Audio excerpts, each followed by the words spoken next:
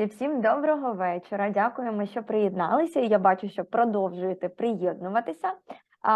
У нас зараз 7 вечора, а у Хезер зараз 11 ранку, якщо не помиляюся, ранок сьогоднішнього дня. І Хезер приєдналася до нас у вихідний день. В Штатах сьогодні вихідний, це те, про що ми зараз говорили. Що сьогодні в Штатах Memorial Day – це день, коли американці згадують усіх полеглих у військових битвах, всіх, хто захищав демократію. І я поділилася із Хезер думкою про те, що це дуже символічно, що саме сьогодні вона змогла приєднатися до нас у такий день, тому що насправді в Україні, напевно, зараз кожен день це Memorial Day, і це для нас дуже цінно і дуже приємно спілкуватися з таким професіоналом і мати можливість почерпнути її знання. Heather, I was just explaining to the people about the Memorial Day, and I think that it's very relevant to us because in Ukraine every day is a Memorial Day right now. And Absolutely. we are very, very grateful to you for being with us, and also grateful to have opportunity to learn from you and to have you on our stage and to give us your knowledge. Well, like I was saying, I'm so incredibly grateful to be here and so inspired by the work that all of you are doing, talking about every day being Memorial Day right now in the Ukraine. It's, incredibly disheartening and saddening.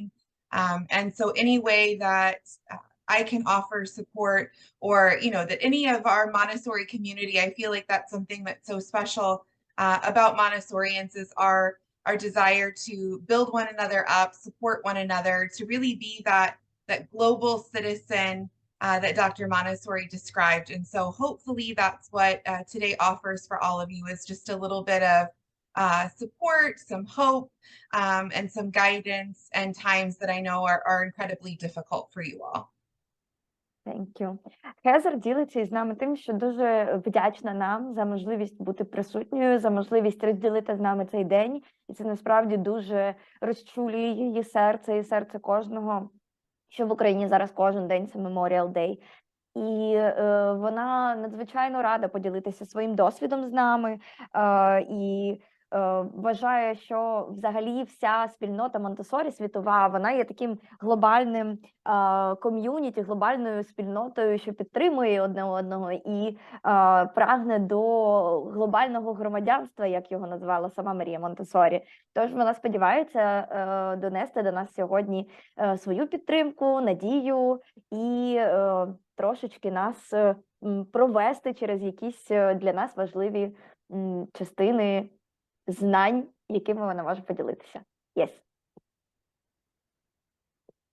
I'm ready. Yeah, you can go. Okay, great. I'm going to share my screen. Добре, ми зараз будемо дивитися презентацію, Хезер. Yeah, we can see it. Okay, perfect. So hello again, everyone. Like I was just saying, I'm so honored to be here, to have the opportunity to speak with you all, and that you're all joining us today. We're going to be talking about the active concentration. But before we get started, I'd love to share just a few little snippets about me as your host and the creator of this presentation. Отже, Хезер дуже рада, що ви всі приєдналися до нас сьогодні, і ми будемо говорити про концентрацію, але на початку Хезер хотіла би привітатися і трошечки розказати про себе, щоб всі розуміли, до кого вони сьогодні прийшли і кого будуть слухати.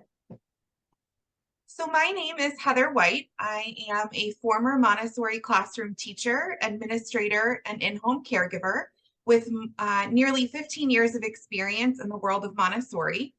Currently, I work as an educational consultant and also an instructional guide for adult learners who are working to receive their certification through the Center for Guided Montessori Studies. And I'm a blog writer and content creator for several different organizations, including the American Montessori Society, Guide and Grow, and Nero's Toys. I hold certifications from the American Montessori Society in the 3 to 6 and 6 to 9 age groups, a master's in education with a concentration in Montessori studies, and an education specialist degree in school psychology. I'm also a nationally certified school psychologist. Отже, як ви зрозуміли, у Хезер дуже багато різних навичок і знань. В першу чергу вона є сертифікованим Монтессорі-гідом, у неї є освіта 3.6, 6.9, зокрема АМС освіта. Також вона працює з адміністраторами і консультує школи і педагогів. І працює вона також і контент-крієйтором, вона розробляє статті, зокрема для АМС, для сайту Guide and Grow і для сайту Mirror Stories. І також вона тренує вчителів у центрі Монтессорі досліджень, а також має вищу освіту з психології, розвитку дитини та декілька ще додаткових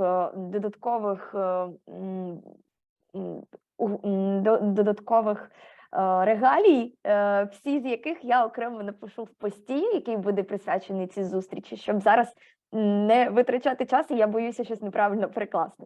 Yes, please. So during our time together today, we're going to cover a range of topics. We'll start with looking at what concentration really is and what Dr. Montessori had to say about it. And then we'll explore how the Montessori method naturally fosters concentration through the prepared environment and those carefully developed materials. And then finally, we'll discuss some practical strategies that should help you not only support your students' concentration in the current times that you're dealing with right now, but also try to help support your own concentration.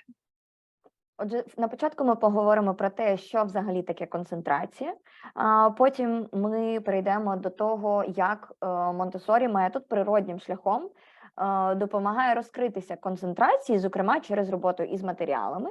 І наприкінці ми поговоримо про практичні стратегії того, як можна підтримувати концентрацію у студентів, але в тому числі і вчителів, не тільки в умовах, в яких ми знаходимося всі зараз, але, зокрема, і в таких умовах, щоб підтримати вас. So I wanted to take just a moment to pause and allow you to kind of think about what you know about concentration, thinking about what is the value of concentration, why is this a critical component of the Montessori pedagogy?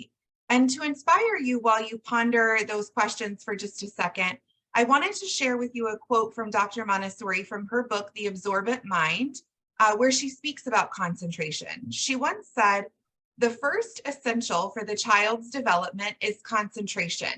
It lays the whole basis for his character and social behavior."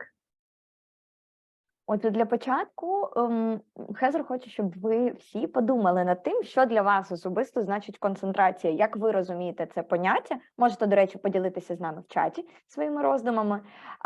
Але для того, щоб підштовхнути вас на шляху, дати вам трошечки підказку, Хезер навела тут цитату Марії Монтессорі з книжки «Абсорбувальний розум», яку наша організація зараз теж перекладає. І цитата звучить так.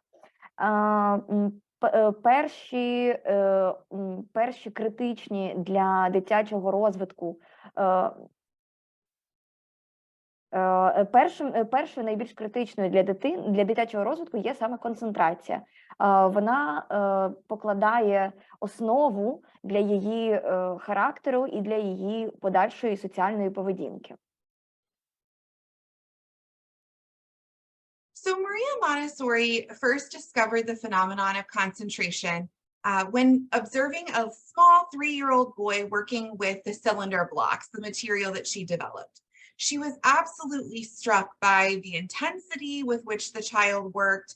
And even when she called his name, she found that he didn't even hear her. She called again and still the child didn't respond. So she went over and picked the child up in his chair. And then the child started taking the cylinders and grabbing as many as they could and putting them in their lap so that they could continue doing their work even while being moved to another space. Dr. Montessori still failed to disturb the child's concentration. And so she called other children over to gather around and to sing and to parade around the child. She counted how many times the child put the cylinders in and took them out again amidst all of this tumult and chaos. And the child ended up doing the work 42 times. 40 of those she was standing because the chair had been removed. And Dr. Montessori was so amazed at this extraordinary level of concentration in such a young child that it really opened up this entire universe of possibility for her of what could come by fostering a child's concentration. She recognized as early as 1906 that this concentration, the development of this concentration was really essential. So she started to begin with that work as the basis of her philosophy. Her desire was to awaken this attention in the child by presenting these materials that meet their developmental needs and encourage this spontaneous repetition that the child wants to keep doing the material and working with the material until they figured it out. So she made it her goal to observe. Can I stop you for a second? Because I really need to translate that chunk. Absolutely, go ahead. Thank you. Отже, як Марія Монтессорі взагалі прийшла до розгляду того, що вона розуміє під концентрацією. Вперше вона помітила це на матеріалі, який вона розробила, це були циліндри, і вона побачила, що дитина працює з цими циліндрами і не чує, що вона кличе цю дитину. Вона покликала її голосніше, але дитина не чула. Вона спробувала перенести дитину в іншу частину кімнати, тому що був час займатися іншими процесами, але дитина намагалася забрати із собою циліндри, щоб продовжувати працювати, де б вона не була. І Марію Монтессорі дуже зацікавив цей процес. Вона вирішила подивитися, як далеко може зайти ця концентрація. Вона почала водити хороводи разом з дітьми навколо цієї дитини, відволікати її всякими різноманітними способами і рахувати, скільки ж разів дитина повторить роботу. І вона порахувала, що дитина повторила роботу 42 рази. 40 із цих разів вона стояла, тому що в неї забрали стілець, як один з елементів відволікання. Це все було в 1906 році, і саме тоді вона зрозуміла критичну важливість розвитку концентрації і роботи з концентрацією. І це, власне, стало основою її подальшої роботи, її подальшого розвитку методу. І вона зрозуміла, що треба працювати саме із заохоченнями такої спонтанної роботи з матеріалами і таким чином спонтанного розвитку концентрації. Yes.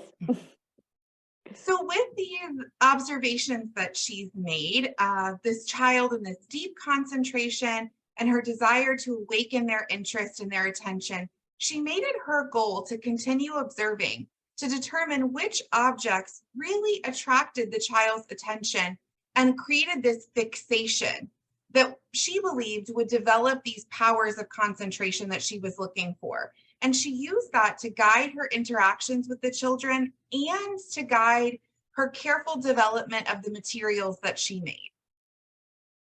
Отже, вона спостерігала за цим і думала, яким чином пробудити концентрацію в дітях, які матеріали найбільше заохочують цю концентрацію, які об'єкти.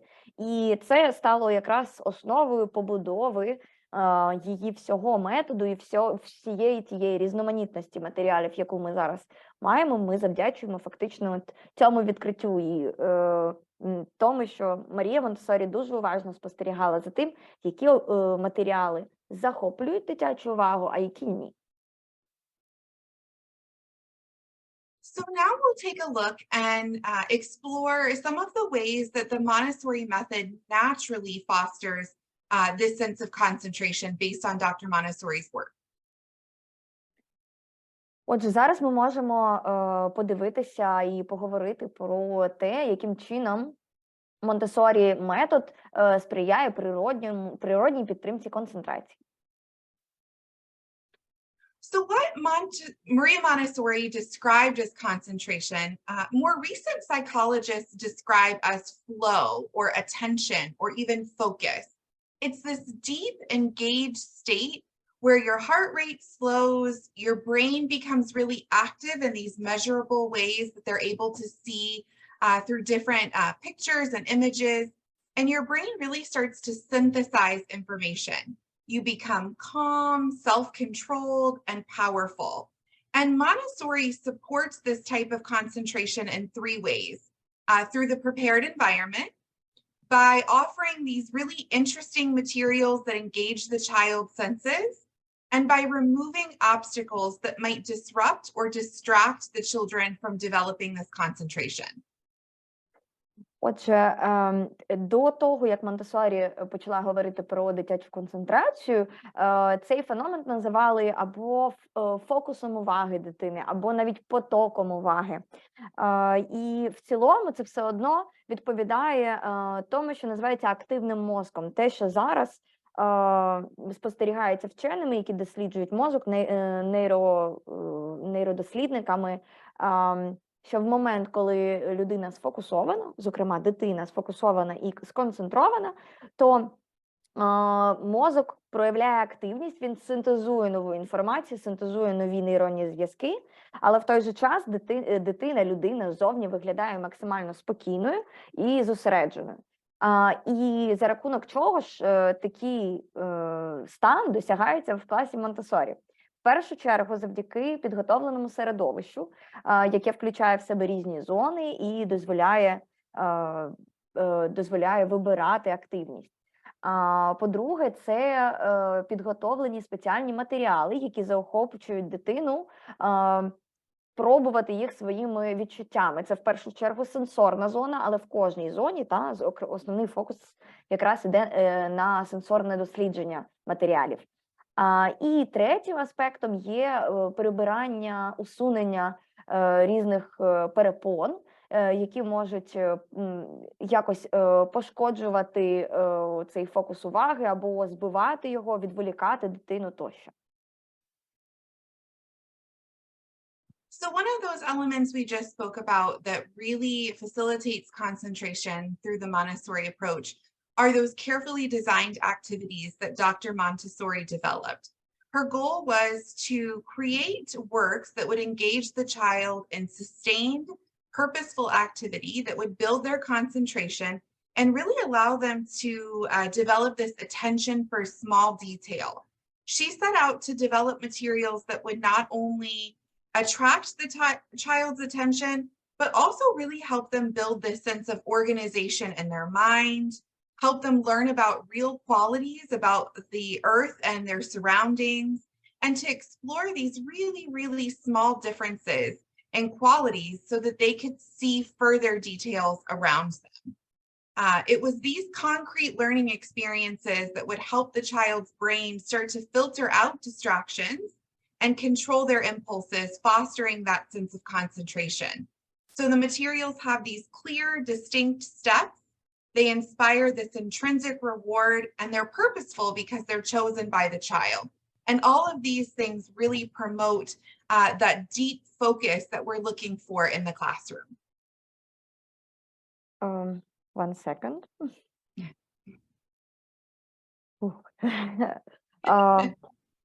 That's okay, I'm fine.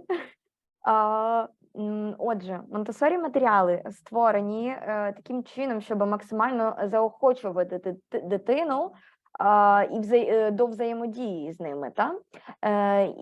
І також ця активність – це не просто матеріал, який заохочує до активності, але в той же час ця активність є максимально цілеспрямованою. Вона є такою, що може повторюватися багато разів, сталою.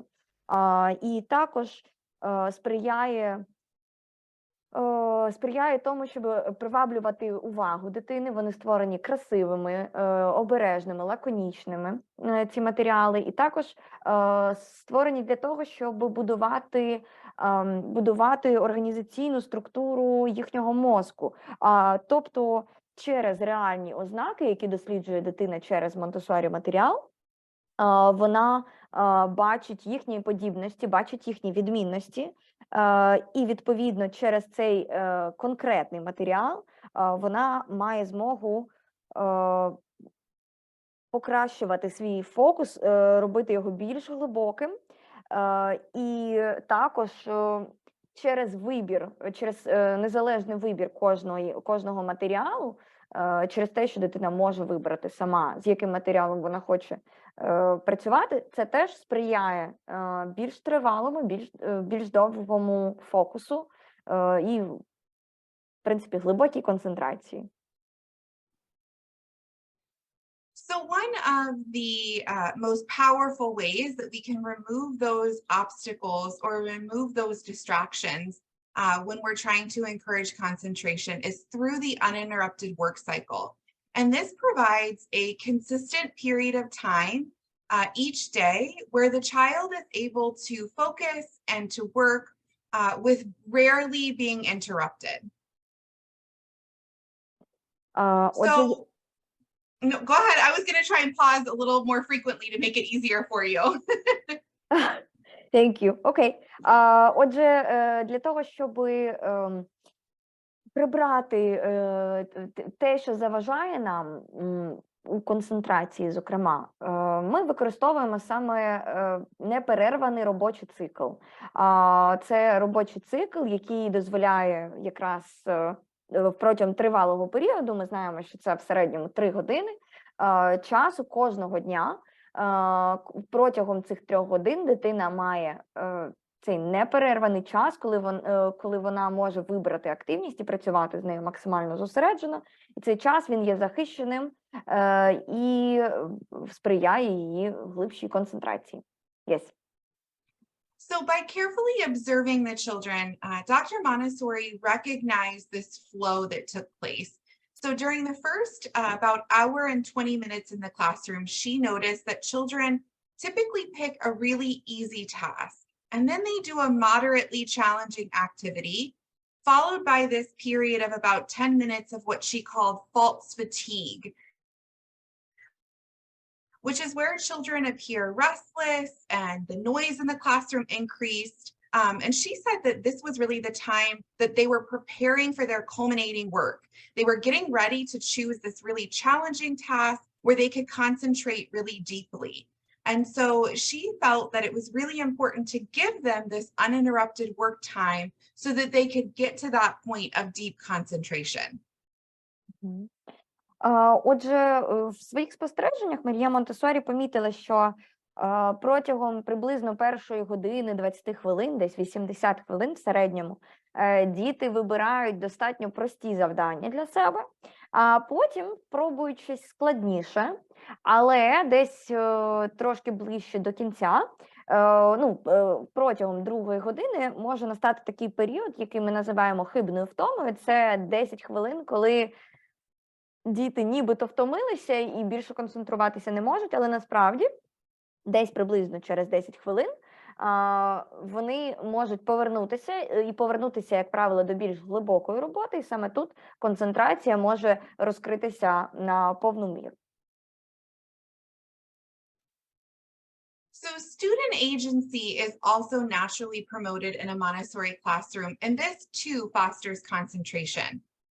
A student's active involvement through practical life activities and opportunities to express their opinions or to voice their concerns help children really understand that their actions contribute to the well-being of the entire group. If they know that they have a role to play and that they're able to help others, they start to feel more confident and have this sense of control. And it's this confidence and control that allows them to really focus and attend to tasks more efficiently. Отже, Student Agency – це така співпраця наших студентів, наших дітей з вчителями, з батьками. В чому вона полягає в основному? В Монтессорі-класах природнім чином ми підтримуємо таку залученість наших дітей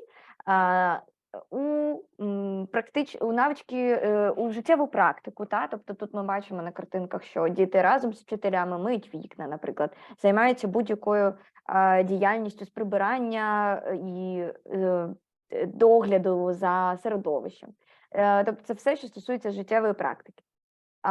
І також ми даємо можливість нашим дітям виражати їхню думку, робити вибір і вкладатися у громаду, у суспільство, маленьке ком'юніті свого класу у дуже такий мудрий спосіб. І також допомога іншим, на цьому наголошує Хезер, що допомога іншим сприяє розвитку впевненості у собі у дітей, і завдяки цій впевненості також розвиває навички контролю і концентрації як наслідок. The question that I believe we're faced with, right, in the presentation we're doing today and the situation that you all find yourselves in is, what then does concentration look like in the face of turmoil and trauma? How do we remove these outside obstacles that might disrupt or distract from concentration when we're in these really unique circumstances?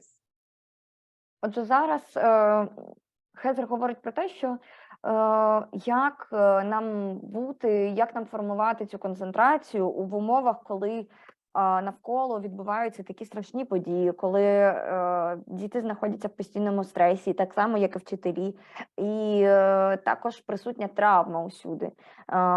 І зараз вона з нами поділиться такими певними ідеями того, як ми можемо розвивати концентрацію в таких умовах. Internationally known psychologist Daniel Goleman said back in 2016 that challenges that arise in educational settings, that these challenges arise when interruptions occur.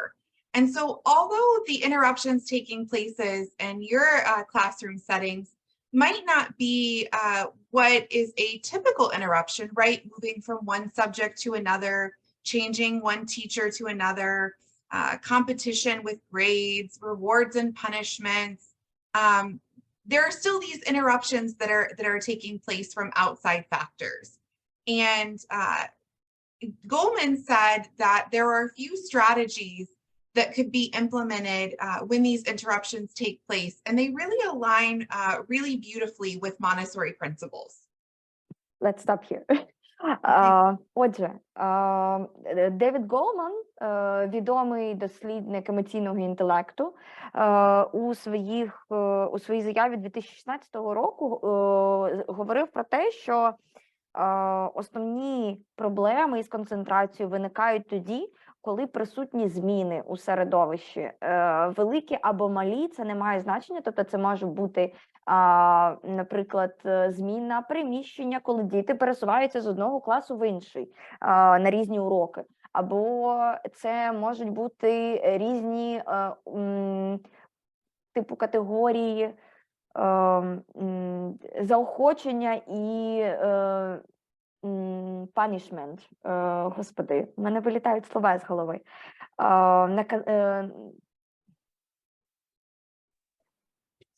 I'm sorry, I forgot the word. Покарання. Покарання, дякую. Не хочеться російською говорити. Покарання, так. І будь-які такі процеси, де присутні зміни, вони стимулюють стрес. Відповідно, Голман говорив про це і наголошував на тому, що важливо уникати таких змін, і його принципи, про які ми зараз будемо говорити, дуже співпадають з принципами Монтессорі.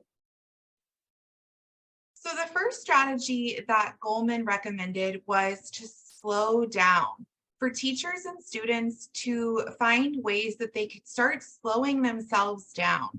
This slowing down process really creates a sense of calm, not only for us as the adult, but also that children are able to absorb and internalize.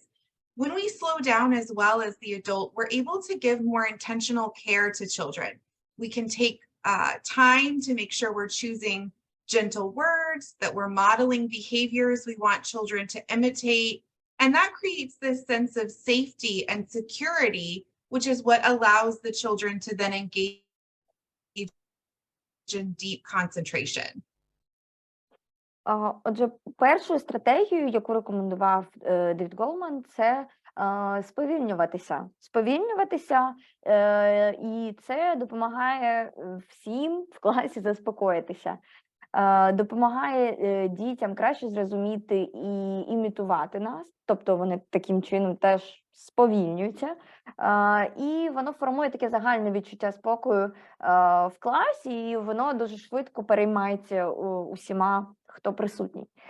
Також воно дозволяє більш виважено підходити до всіх задач, бути більш уважними у тому, які слова ми підбираємо у розмові з дитиною, і моделювати нашу поведінку більш спокійно, більш впевнено, демонструючи повагу до дитини.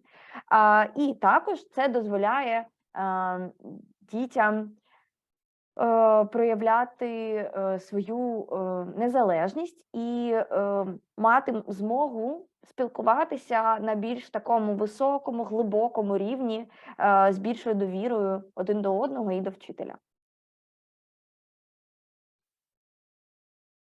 The next strategy that Goleman referred to is being aware of one's surroundings.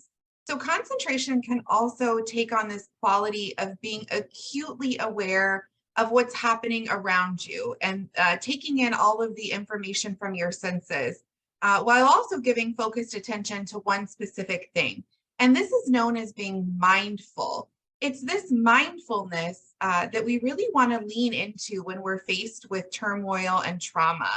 And so Goleman advises us to pay careful attention to what's happening within ourselves and amongst others to try to foster this sense of concentration. Отже, другою стратегією, порадою від Девіда Голмана є звертати увагу на те, що відбувається навколо, і те, що відбувається всередині нас самих. І спостереження є якраз фактично такою частиною Монтессорі освіти. Воно допомагає нам більш уважно побачити те, що відбувається в оточенні, подивитися на це з різних сторін, і таким чином допомагає також розвивати концентрацію. Це стосується не тільки нас, як вчителів, але і дітей також, тому що вони також, спостерігаючи за вчителем, спостерігаючи за педагогом, вчаться спостерігати самі. So from a Montessori perspective, there are also... Can I also stop for a second? It's an interesting fact I want to share about David Goleman and the fact that we are implementing a program of social-emotional learning that was partly developed by David Goleman in 50 classrooms right now. And I'm wondering if there are some teachers, I see that there are some teachers that are implementing it right now, and they already share a very positive experience of that. Yep, I will translate.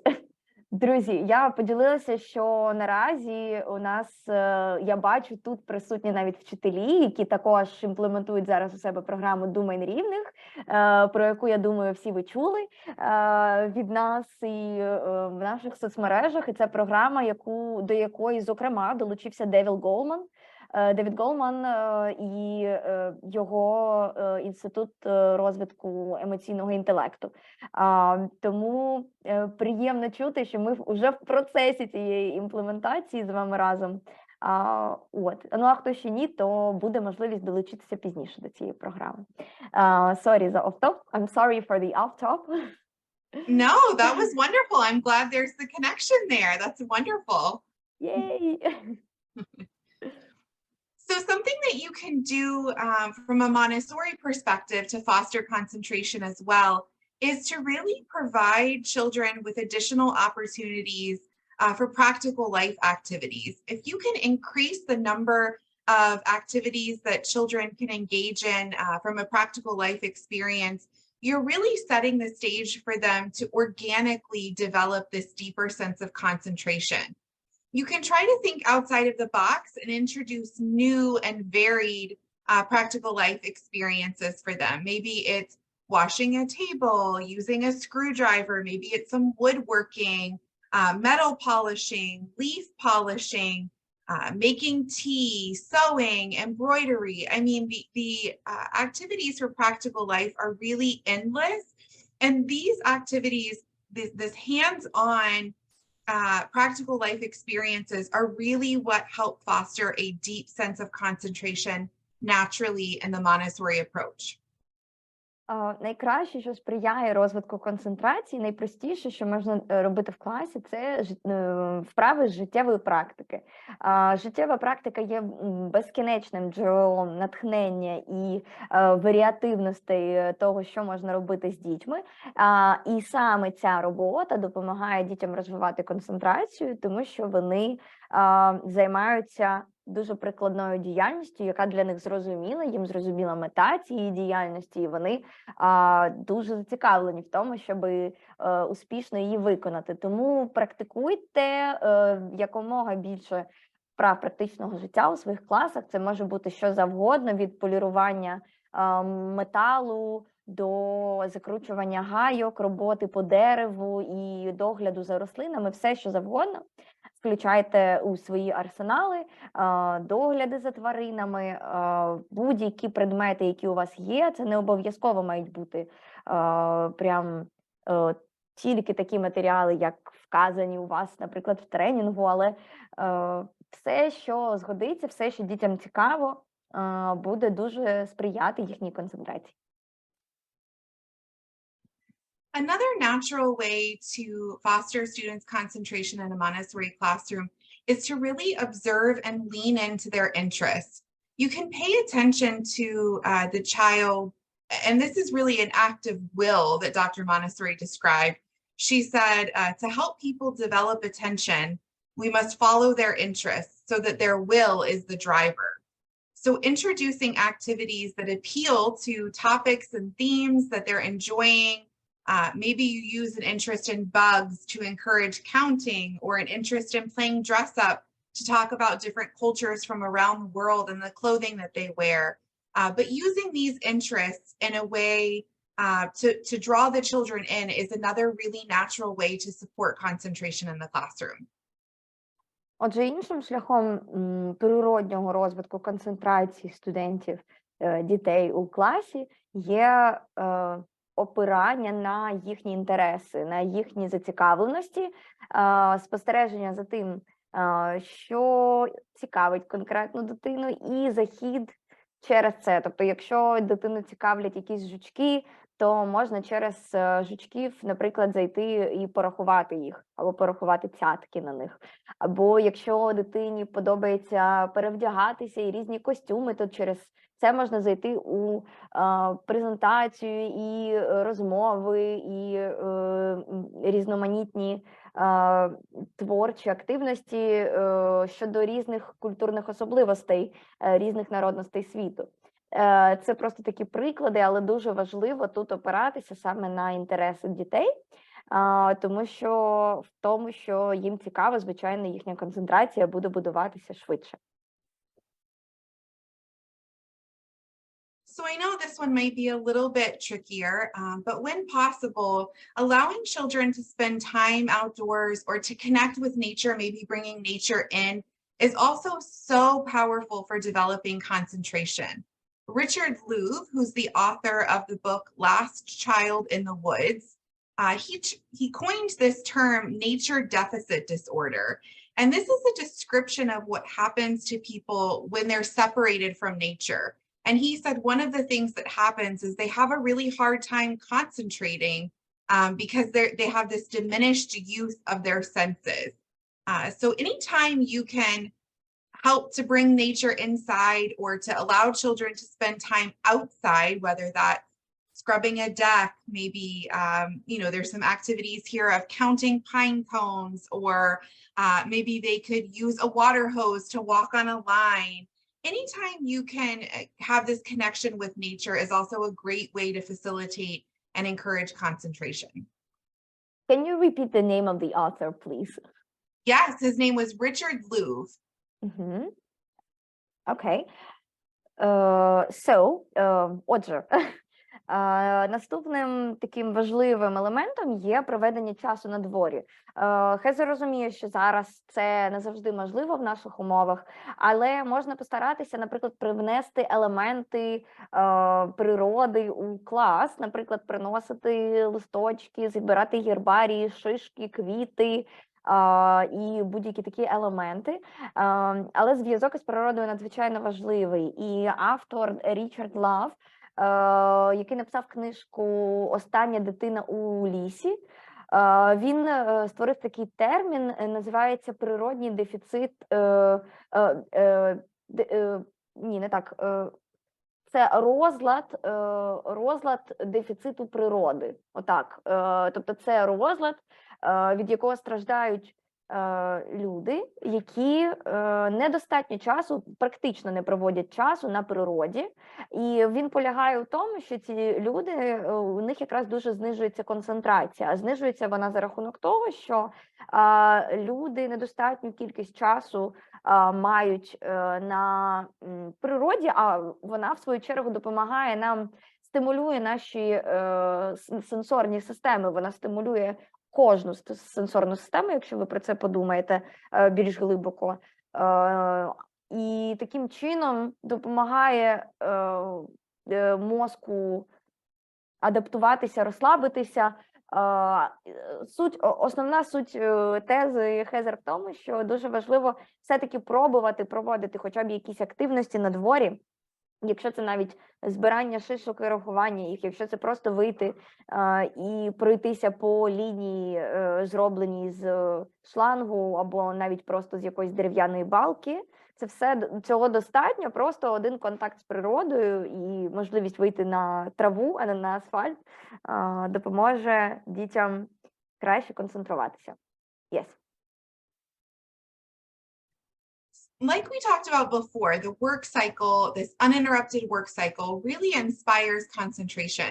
So it could be helpful to try to extend that work cycle to really facilitate deeper levels of concentration. You can look for times that maybe you're interrupting the children that maybe aren't necessary, whether that's a group time that you're bringing them together for. Maybe that's something you could do in a transition to lunch or recess instead.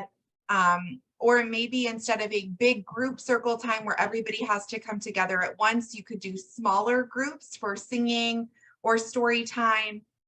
You could also look at ways to adjust the daily schedule so that maybe lunch and playtime could occur a little bit later so that the child gets that longer uninterrupted work cycle in the morning. And by providing them this longer stretch of a work cycle, we're giving them the opportunity to really be able to concentrate more deeply. Отже, ще однією можливістю, і ми вже про це говорили, ми говорили про цикл роботи, є подовження цього циклу. Іноді буває так, що ми обмежуємося тими рамками, які у нас є, тут 3 години і 3 години. Але є діти, яких не варто переривати. Ми бачимо, що їхня концентрація максимальна, і вони здатні продовжити працювати. І в таких випадках Хезер рекомендує навіть продовжувати робочий цикл роботи, і навіть підсувати трошки далі обід і подальшу тиху годину, задля того, щоб дитина мала можливість поринути чим якомога глибше у процес концентрації. Спостерігайте за дітьми і пробуйте, варіюйте, наскільки це можливо в ваших умовах. Along those same lines and looking at the schedule and the routine, it's also really important to try to keep things as consistent as possible. If you have a daily schedule and structure that you follow, it provides this sense of routine, this sense of consistency that really brings safety and security to children, especially in uncertain times. It allows them to know what to expect next, which will allow them to remain focused and concentrating. Отже, наступним важливим кроком є підтримувати регулярний графік і максимальну регулярність у всьому, що ви робите в своїй школі, в своєму закладі. Враховуючи умови, ми розуміємо, що це не завжди можливо, але Хезер рекомендує притримуватися графіків і якихось передбачуваних активностей для дітей, незважаючи ні на що. Тобто навіть якщо у нас повітряна тривога, то все одно активність під час повітряної тривоги має бути чітко запланована, і діти мають знати, що далі відбувається. Yeah. I'm saying, I also added that due to the circumstances, it's not always possible because we have air raids and people need to go with children to the basement, but also Absolutely. it's important to, even if they are going to the basement, they need to have a routine of going to the basement. Absolutely, absolutely. Yeah, even in those moments of uncertainty, having a consistent structure and routine that they follow will add a little bit of safety and security for the children. Так, безумовно, Хезер погоджується з тим, що дійсно дуже важливо мати зрозумілі і передбачувані для дітей кроки, навіть у таких непередбачуваних обставинах, тому що це додає їм трошечки впевненості і відчуття безпеки. Providing children with the freedom to choose is something that we do naturally as Montessori teachers. To help foster concentration, we can also try to promote or to provide even more choices, because when a child is able or given the power to choose, they feel this sense of autonomy. And this sense of autonomy or being in control further supports their attention. It gives them more encouragement to dive in and to concentrate. So anytime you can provide additional opportunities for students to choose, that can be really powerful as well. Отже, наступним важливим кроком є взагалі пропозиція вибору, вибір для дитини. І це є дуже природньою для Монтессорі-педагогів пропонувати дитині вибір. Це і так є в класі, але все-таки Хезер наголошує на важливості цього процесу, тому що коли у дитини є вибір, коли дитина самостійно вибирає, що вона хоче зараз зробити, наприклад, або з'їсти, як на цій картинці, то вона таким чином краще відчуває певну автономію, а завдяки цьому вона краще відчуває контроль самої себе і завдяки цьому, знову ж таки, краще розвиває концентрацію. I know that you all are so intimately aware of this given the current circumstances, but when things are difficult, when life is challenging, everybody, including children, need a safe haven. So creating a space in your classroom where you and the students feel safe can be really powerful. You can acknowledge and validate their feelings so that they feel heard, help them resolve conflicts in peaceful ways. Maybe you have a calming corner or a peace corner in your classroom where you can go and children can go when they need a few moments. There might be things there like soothing music, maybe some books or some pictures to look at, or other items that might bring them comfort. And also modeling for children what to do when you're feeling stressed or when you're having big emotions, like taking deep breaths, so that children have those tools when they're feeling overwhelmed or dysregulated as well. That's exactly what is that program about. Yes. Окей. Отже, наступний достатньо очевидний, особливо для вас, як вчителів, які працюють в Україні, момент – це зробити клас безпечним. І тут мається на увазі, в першу чергу, емоційна безпека для дитини. Дуже рекомендує Хезер мати в кожному класі такий безпечний куточок, де дитина може відчувати себе в безпеці, вона може висловити свої емоції, вона може попросити про допомогу або просто посидіти в тиші. Вона просто може не переживати там, а побути в тому стані, в якому вона хоче, так, як вона хоче. А вчитель буде готовий в цьому ж такі куточки вислухати дитину, почути її емоції, визнати їх, підтримати, допомогти знайти якусь стратегію, як справитися зі своїми емоціями, в тому числі дихальні практики. І це я зробила коментар, що це якраз те, що робить зараз програма «Думай не лінив». Ну і в цьому куточку мене чути? Can you hear me? Yeah. Окей. Отже, в цьому куточку може бути якась тиха приглушена музика спокійна. Там можуть бути якісь заспокійливі книжки або малюнки, картини, які допомагають діткам, на які можна подивитися і заспокоїтися. Якісь такі природні, приємні речі можна створювати у своїх класах, в куточках. Я знаю, що ті, хто беруть зараз участь у програмі «До мене рівних», знову ж таки, всі створюють такі куточки потрошечку заспокійливі, і це дуже радує. Я сподіваюся, що ця практика пошириться на всі класи дошкілля і в майбутньому, напевно, і школи. Yes.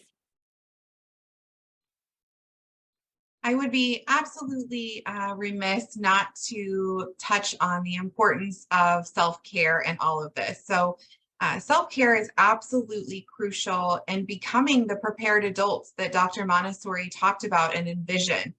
So it's so important that you all try to take some time to take care of you as well. Not only will this give you that sense of safety and security that I know each of you need so desperately right now, but it also gives you this sense of patience and creativity so that you're empowered to help students when they need it, when they're in those moments where they need reassurance with their safety. It helps you be more present and fosters your own concentration so that you can really help support theirs as well. Отже, таким важливою віхою, яку неможливо не згадати, є догляд за собою, підтримка самого себе. І тут мається на увазі саме підтримка вами, вчителями самих себе. Не можна недооцінити цей крок, він є надзвичайно важливим, тому що ви є тими ліхтариками, які на світло яких злітаються всі ці метелики, всі ці діточки. І дуже важливо, щоб ви, як ліхтарик, мали сили світити. Тому, будь ласка, турбуйтеся про себе, відпочивайте, наскільки це можливо, та плануйте свій відпочинок, давайте собі можливість якось переключатися, знову ж таки, контакт з природою. Це все допоможе вам, тобто всі, в принципі, попередні слайди можна прикласти і до себе. Що можна зробити, щоб трошечки себе заспокоїти, тому що ви через заспокоєння себе, турботу про себе зможете таким чином також більше бути у теперішньому моменті і більш спокійно комунікувати з дітьми, давати їм через себе це почуття впевненості і спокою, тому що будете самі її випромінювати. І також ви, як бонус, будете розвивати і власну концентрацію через такі важливі речі. So we won't do it together today, but I did just want to flash it on the screen here to show you all. There are some really incredible simple meditations available through YouTube for free online. And meditation is not only a really great way to bring a sense of calm and this being present in the moment for you personally, but it's also really something great you could do with your students in the classroom as well to foster concentration and create this sense of peace.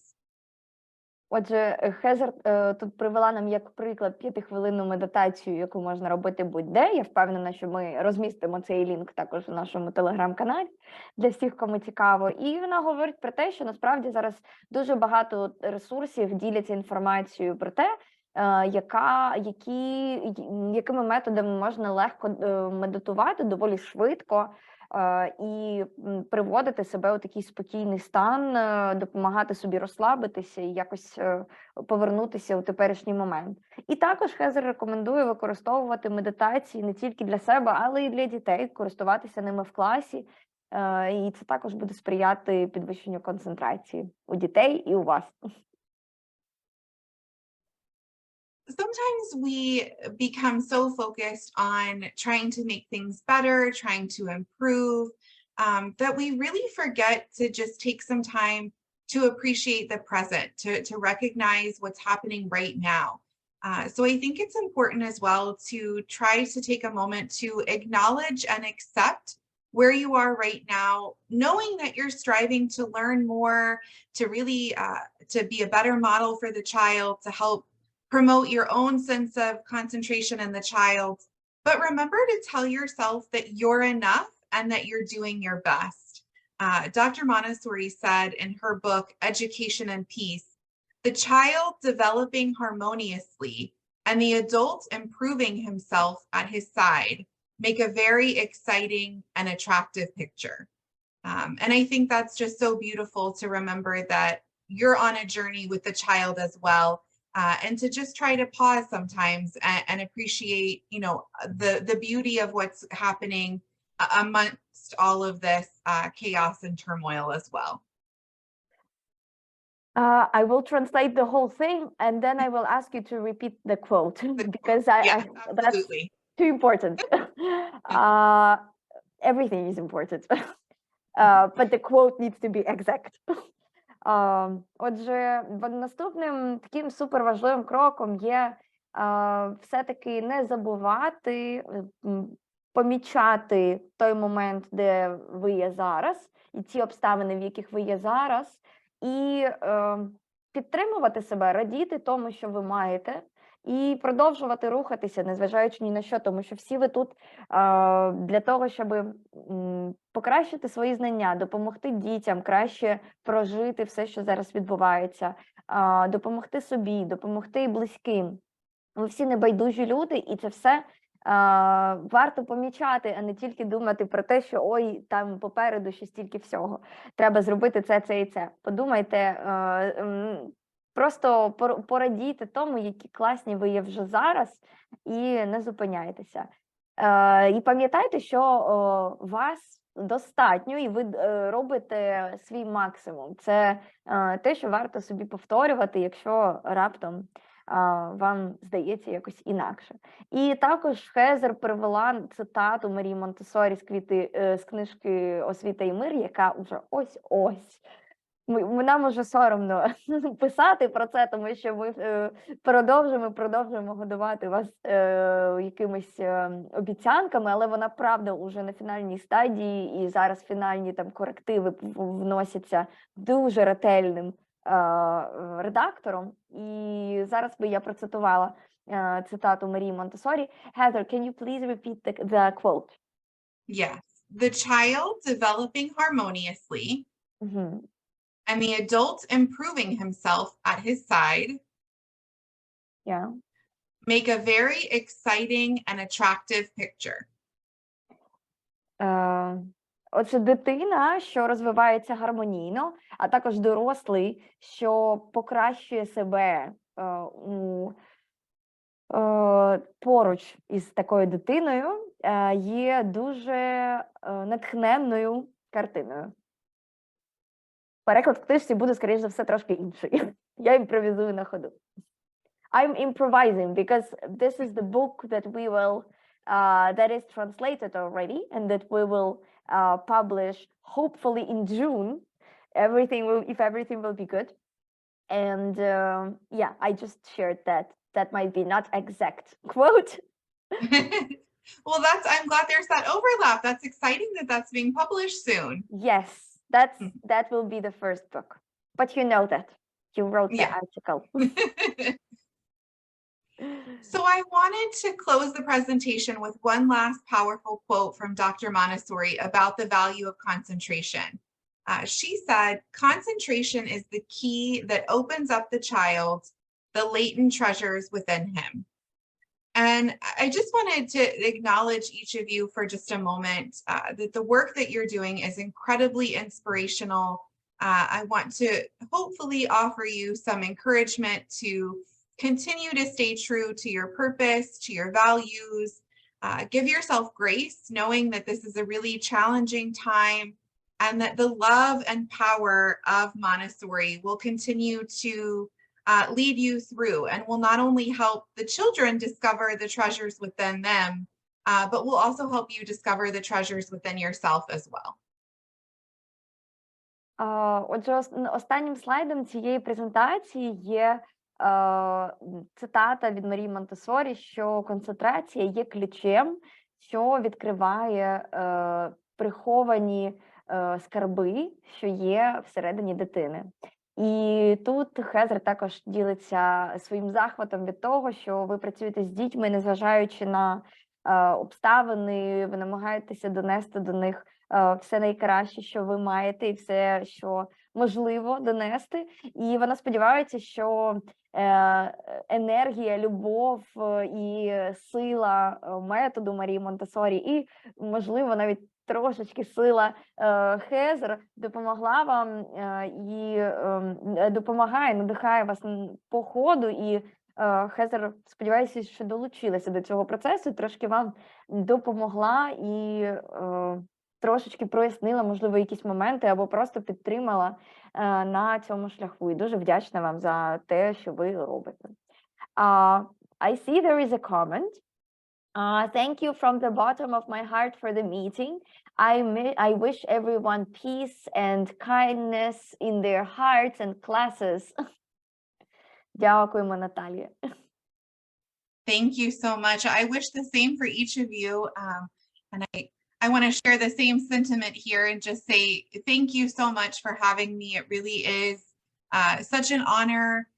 Hopefully this was helpful and inspirational for each of you. Again, the work that you're doing is so admirable, and so each of you is so brave, and the children are so incredibly lucky to have people who are as dedicated and as wonderful as each of you. I've shared my contact information with you here if you have any follow-up questions, or if you want to check out my social media pages or my website. And thank you again for this opportunity. It's been an absolute joy. Thank you. Let's wait, maybe someone has questions. Absolutely. But first I will translate. Хезер всім дякує і говорить про те, що ще раз повторює, що дуже пишається нами і що вважає, що дітям дуже пощастило, що поруч із ними такі дорослі, які можуть, яким не байдуже, які намагаються знайти шляхи, як покращити життя цих дітей, і вона надихається ними і нашою сміливістю вас, вчителів, які працюють в таких умовах, це надихає. І ділиться також своїми контактами, якщо у вас є додаткові питання, або ви хочете просто подивитися соцмережі Хезер, то, будь ласка, заходьте от в інстаграмі Montessori Matters або в Фейсбуці, якщо вам там зручніше. От. І якщо у когось є ще запитання, то можна їх поставити. Можна в чаті, можна в мікрофоном включатися, я перекладу, якщо треба. Okay, I translated everything. I'm reading the comments now. Okay. But you know on all the comments. Дякую is thank you. Thank you for support. It's very important. From Olena Ochnivets. And thank you from Alexandra and Olga and Євгенія. Друзі, чи є в когось якісь запитання з приводу концентрації? Olena is also thanking you for the meeting.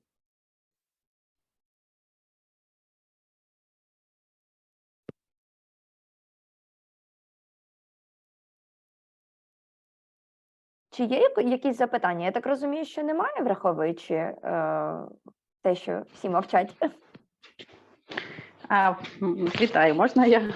О, можна. Так, пані Світлано, звичайно. There is a question. Ой. Так, ой. О, так краще, напевно, зв'язок. Так. Так. Щось зі зв'язком у пані Світлани. Something is happening with the connection from Svetlana. Let's maybe wait for a moment. Maybe she will come back. Absolutely. Можливо, ще у когось якісь питання виникли? О. Так, о, я повернула. Давай, Світлана. Можна це не питання, в мене виникло такий коментар. Я от подумала відносно того, чому важливо вводити більше природи для дітей, і чому воно сприяє більшої концентрації. Тому що на природі треба спостерігати довший час, так, щоб змінилися якісь процеси. І, напевно, тому це дійсно такий дуже гарний приклад і гарна порада, да, якомога більше проводити на природі, тому що наші діти, сучасні діти, да, будемо так казати, вони більше хочуть, щоб все відбувалося набагато швидко, так як вони звикли до те, що відбувається на екранах, чи так інше. Так? А якраз на природі так швидко все не відбувається. І тому дійсно треба сконцентруватися і спостерігати певний час. Да, і випрацьовувати цю таку особливість. Дуже дякую за такий коментар. Дякую. Дуже згодна. So that was rather the comment than the question. Svetlana expressed her gratitude for commenting about the nature, the importance of spending time on the nature, and she also noticed that probably it's very important for concentration because to observe any change in the nature, it requires more time. Comparing to, because most of the children now, they have that clip vision. They got used to the screens and they don't have ability to concentrate for a long time. Yeah, it requires that engagement with that sensorial input, which is this more delayed reaction than that immediate gratification from screens. Absolutely. Mm-hmm. Так, Хезер підтверджує, дійсно додає, що в природі задіяні вся сенсорика, і дитина через всі сенсорні відчуття може відчути ці зміни. Так, вони повільніші і дійсно дають набагато більшу включеність, ніж просто робота перед екраном. And there was also one more question in the chat. How to prolong the time for the child's personal work when others are already going to the other process? Probably Olena means like everybody is going to the lunch and one child is concentrating on something. Yeah, so I think that there is a balance, right? If we're looking at keeping a consistent schedule and extending the work cycle, you want to make it consistent for the whole group.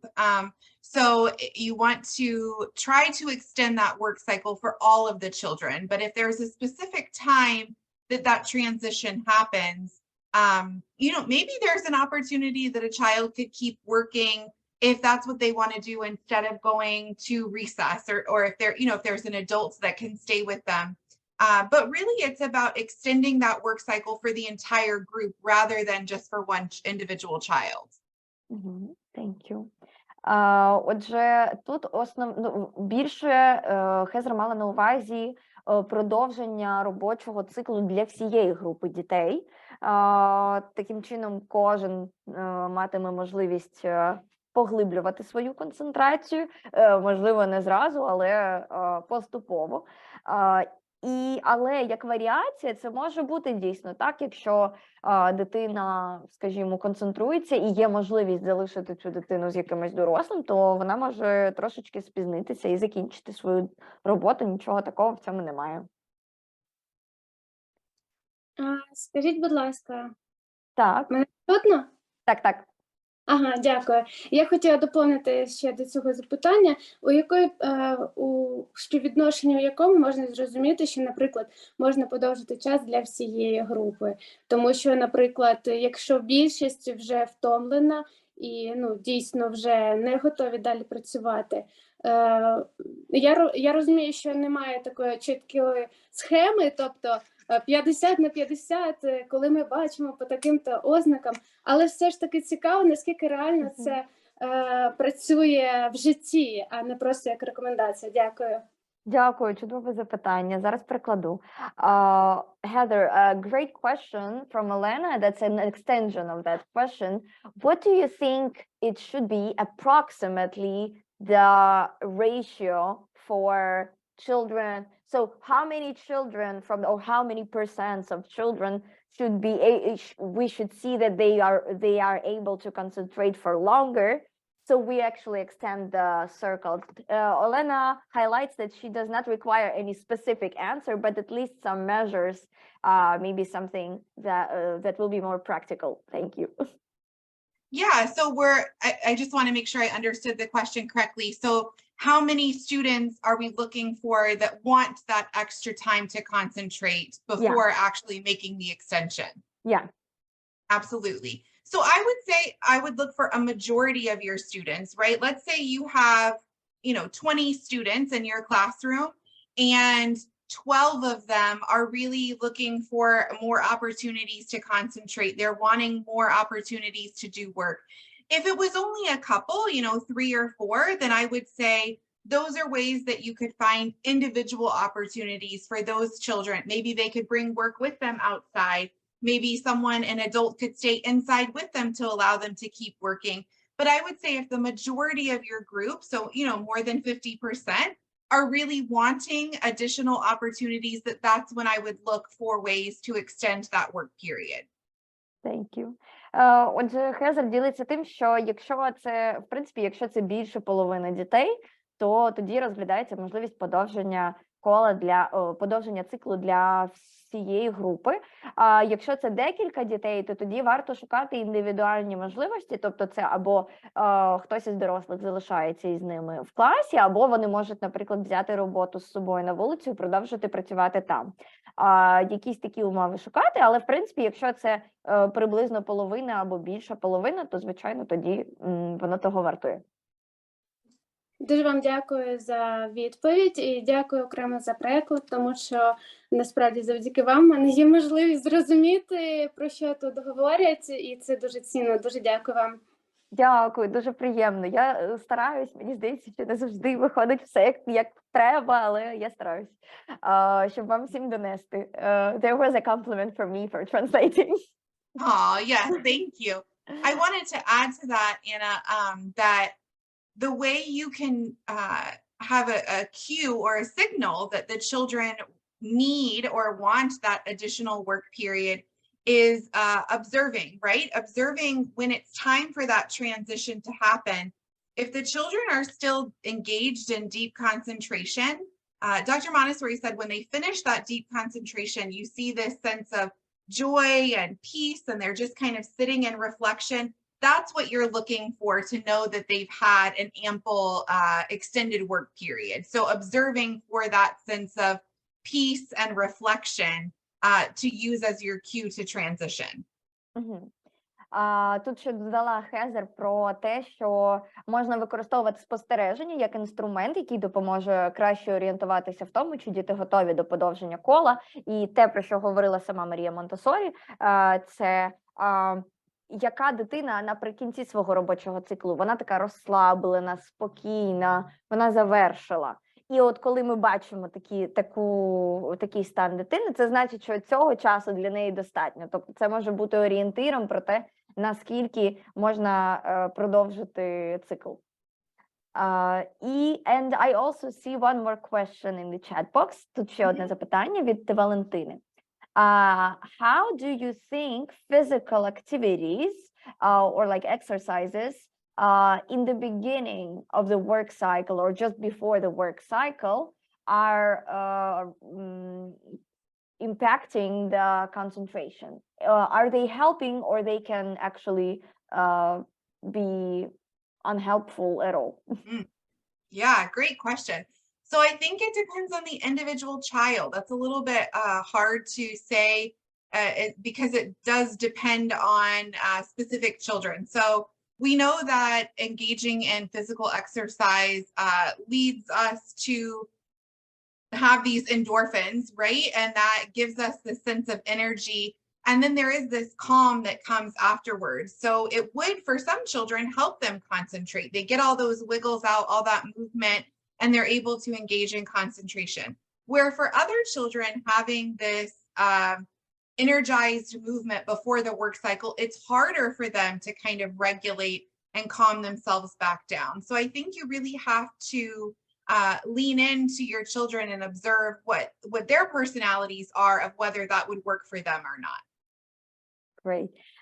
Валентина, отже, відповідь така, що це дуже індивідуально для кожної дитини і залежить дійсно від того, як дитина реагує на таку активність. Тому що в цілому ми знаємо, що рухова активність, вона підвищує рівень ендорфінів, вона підвищує рівень енергії у дитини, але після цього приходить такий більш заспокійливий момент.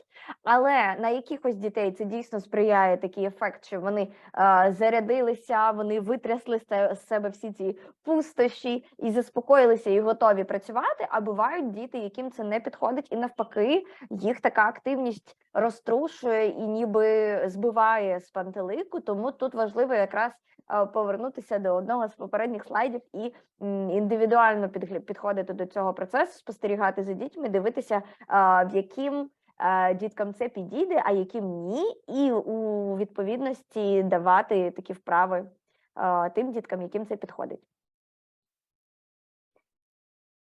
Так, чи є ще якісь запитання? Мені здається, не знаю, скажіть ви, бачу, що по часу ми вже трошечки пересиділи, але нічого страшного.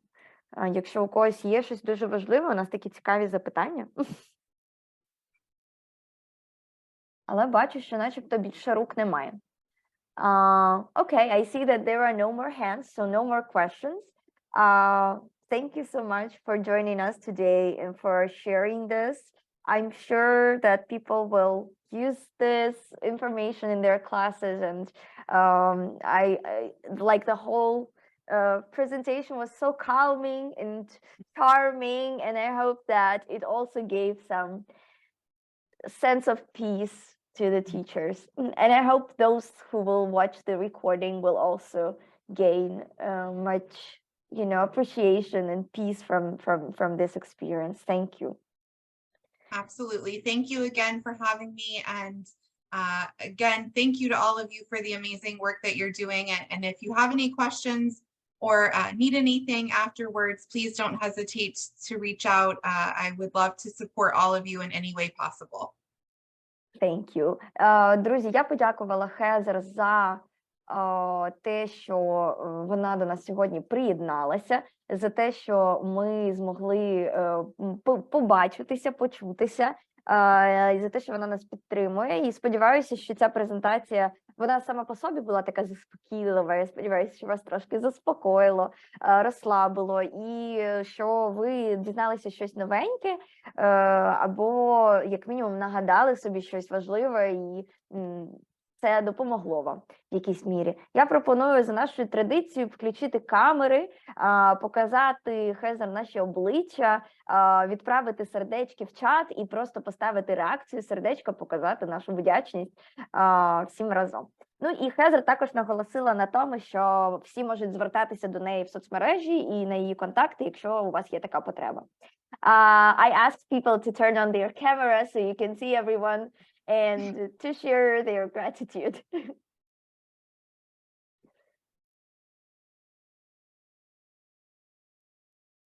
Can you see people? I can. Thank you so much. It's so wonderful to see all of your beautiful smiling faces. We do it Thank you every for time. We do it for all of our great, amazing guests, because you are worth to see actual faces. People are thanking you in the chat box as well, and thanking you for the amazing opportunity. And I joined them in this. And I think if there will be any questions related to this topic, we will direct them to you as well. Perfect. Thank you so much. And I hope that you guys have a blessed rest of your day.